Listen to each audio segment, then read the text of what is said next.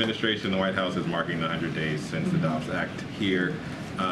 As you're doing that over at the Supreme Court, there are a number of other rights that are going to be on the table this term.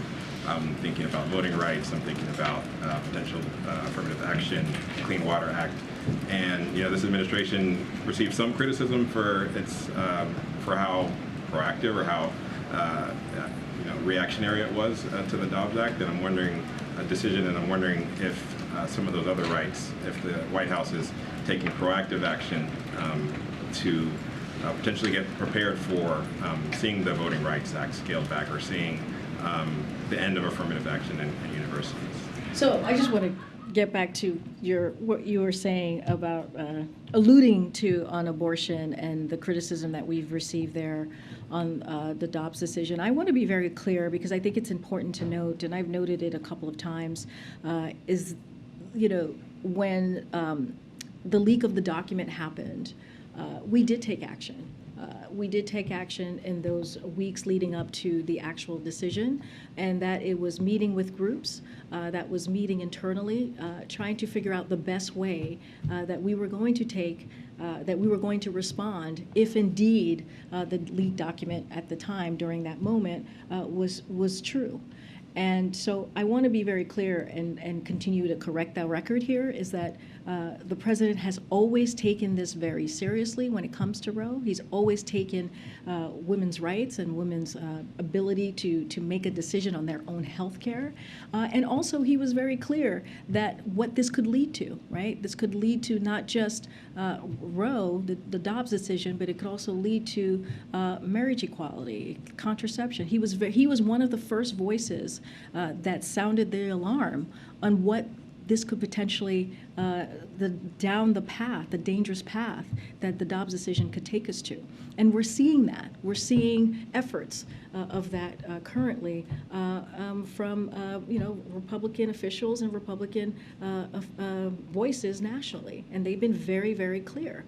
So as it relates to this question of the courts, yes, the protections that we have held so dear and near are once again on the line in this term. And we are very clear about that, and we understand what is potentially at stake here.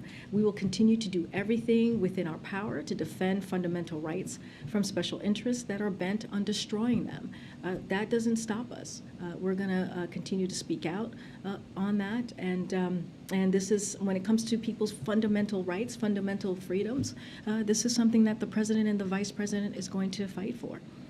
And just to follow up, earlier you talked about how the president knows that the American people will have their say in these matters in a matter of about 5 weeks. I know you can't talk about politics from there, but how much can we expect the president to take that message on the road to the various places in the country where there are key elections and they will have a voice, and that voice will impact the president's term in terms of his legislative agenda? Well, look, I can't get into the next 5 weeks and where he's going to be and any of the politics. What I can say very clearly is that, back in August, we put out a memo laying out what this administration was going to be doing in order to speak to how we're delivering for the American people. We talked about the Inflation Reduction Act and what that's going to mean for millions of Americans across the country when it comes to health care, when it comes to Medicare, when it comes to energy costs, when it comes to putting one of the most important investment in fighting climate change.